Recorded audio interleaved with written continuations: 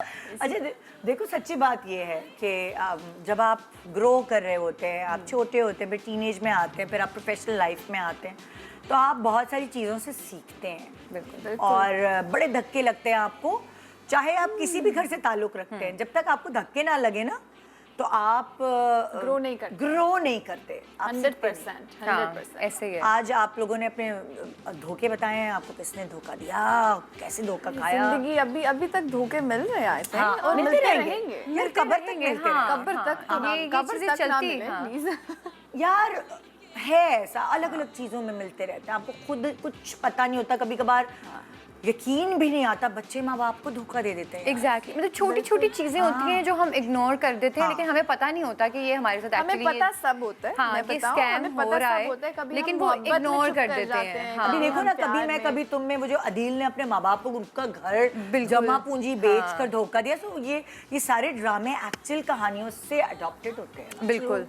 तो देखते हैं कि भाई हमने स्लाइड्स बना लेते हैं ताकि सबको याद रहे कि इनको जिंदगी में क्या क्या धोखे मिले। हाँ, ये पहला धोखा, scam call. Oh my God, look at my picture. हाँ, अभी कुछ 6 महीने पहले की बात है। हाँ। निदा, मैं इतनी कॉन्फिडेंट थी कि मुझे धोखा नहीं दे सकता। हाँ। क्योंकि मुझे अक्सर स्कैम कॉल्स आती थी, मैं मजाक उड़ाती थी। 3-4 दिन पहले मुझे एक स्कैम कॉल आई। हाँ। अभी नहीं, लाइक उस स्कैम से 3-4 दिन पहले। And I was sitting on my set. अच्छा। तो मैंने मजाक में सबको बुलाया, मैंने कहा ये देखो स्कैम कॉल आई है, और मैं उनका मजाक उड़ाया मैंने अच्छा खासा। हाँ। और मैंने फ़ोन कट कर दिया।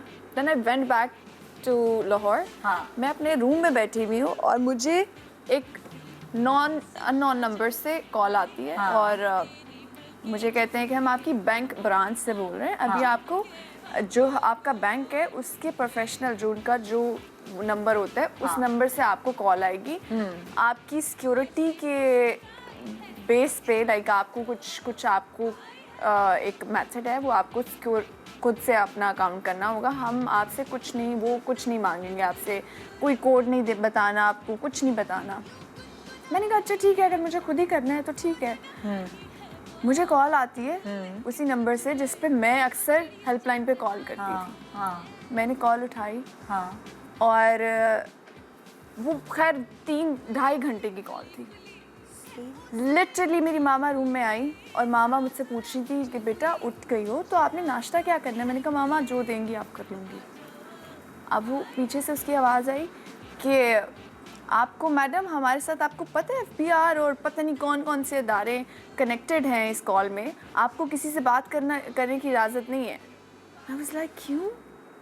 अच्छा, 1-2-2.5 घंटे के बाद 2.5 घंटे क्या कर रहे थे वो? सिर्फ वो बात कर रहे थे। मुझे इतना इन्वॉल्व कर लिया उन्होंने निदा, इतने बड़े स्कैमर्स थे कि मैं आपको नहीं बता सकती। And then I got a message कि your Gmail has been hacked. Oh God. फिर तो मैं उठी और उठ के मैंने ड्राइव की, जो गाड़ी 3 मिनट की दूरी पे मेरा बैंक था, और वो मैं 1 मिनट में मैंने जहाज़ की तरह मैं लेके गई। और मैंने कहा मुझे इस नंबर से कहाँ से कॉल आई? कहती वो आपको तो कभी कॉल आती नहीं है इस नंबर से। मेरा जीमेल हैक हो गया और मैं जिस डिप्रेशन में बैठी हुई थी। सो अल्लाह के प्लान्स बहुत प्यारे होते हैं। 3 दिन पहले मैं एयरपोर्ट से जब वापस जा रही थी तो मेरा कार्ड रह गया था। मैं कुछ ख़रीद रही थी और मेरे काउंटर पे कार्ड रह गया था और मेरी फ़्लाइट में बैठ के निकल गई। तो मैं फ़ौरन गई तो एक डिटेक्शन हुई थी उसमें से। तो मैंने फ़ोन करके बताया उनको, तो उन्होंने वो एक्टिव बैठे हुए थे मेरे अकाउंट पे। तो वो जब मेरे अकाउंट में घुसने की कोशिश कर रहे थे और पैसे निकालने की कोशिश कर रहे थे, उन्होंने परमानेंटली बंद कर दिया मेरा अकाउंट। तो वो कुछ कर नहीं सके लकीली। यानी कि तुम्हारा उनके इस हैक से पहले ही तुम्हारा मेरा कार्ड रह गया था तो तुमने बंद करवाया? मैंने नहीं, मैं बंद तो करवा दिया था, लेकिन उन्होंने फ़ौरन भेज दिया था दूसरा कार्ड। ओके। मेरा एक्टिव था हाँ। अकाउंट, लेकिन वो लोग सब एक्टिव बैठे हुए थे कि कुछ ऐसा ना हो कि हमें कार्ड भी गुम हुए और चीज़ें। आई डोंट रिमेंबर कार्ड आया था या नहीं, क्योंकि 3 दिन में कार्ड नहीं आता, 3 नहीं आया था। हाँ हाँ। तो वो लोग एक्टिव बैठे हुए थे, उन्होंने मेरा अकाउंट ही सील कर दिया। तो तुम्हारी बचत हो गई। मैं बचत हो गई, लेकिन जो मुझे क्योंकि ओटीपी Mentally, तुम्हारे अगर अकाउंट पे जीमेल अकाउंट पे आता, अक्सर होता है कि ईमेल पे आता है ओटीपी और अक्सर होता है कि फोन नंबर पे आता है। सो जीमेल पे गया, उन्होंने कुछ करने की कोशिश की, उन्होंने आई डोंट नो किस तरह से हैक किया मेरा जीमेल। लेकिन जिस ट्रॉमा से मैं गुजरी, क्योंकि बीइंग अ गर्ल मुझे लग रहा था कि अगर वो मेरे जीमेल के थ्रू फ़ोन में घुस गए तो कुछ पीछे नहीं रहेगा। हाँ, और मैं दिन रात ऐसे बैठी हुई थी। फिर मैं FBI साइबर क्राइम में वहाँ रिपोर्ट करवाई और बहुत सारी चीज़ें थी, और मैं दिन रात लिटरली आई वाज़न्ट स्लीपिंग, मैं नहीं सो रही थी, और मैं जस्ट डिप्रेशन से गुजरी हूँ क्योंकि मुझे खौफ था। वो चेंज तो मैंने कर लिया, बट स्टिल मुझे नहीं पता था कि वो घुसे हैं, क्या कभी किया, कभार कैसे किया। कुछ लोग इतने टेक्निकल नहीं होते ना, हम लोग हमें समझ नहीं आ रहा था कि क्या मैं हो। IT के लोगों से बात कर रही हूँ और डिफरेंट लोगों से बात कर रही हूँ, लेकिन फिर भी कहीं ना कहीं आपके दिमाग में होता है कि आई डोंट नो, कुछ भी हो सकता है। एग्जैक्टली। वो इतना खौफ था मेरे दिमाग में, मैं जिस डिप्रेशन से गुजरी हूँ, आई डोंट नो, मैं I कुछ can imagine. कर नहीं सकती थी, लेकिन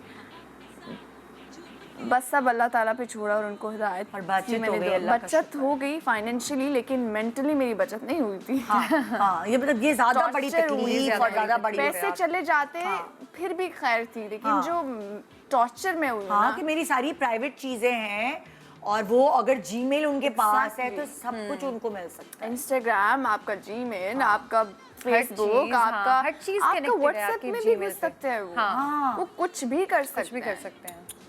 तो इतना खौफनाक, कभी भी अननोन नंबर से कॉल आए तो प्लीज़ मत उठाएं, प्लीज़ मत उठाएं, क्योंकि और वही कहानी ख़त्म नहीं हुई निदा।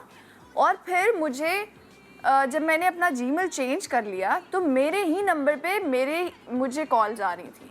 लाइक मेरा नंबर वो कॉपी पेस्ट करके, आ रहा हूँ, उनके पास कुछ है, मेरे ही नंबर पे मुझे कॉल आ रही थी।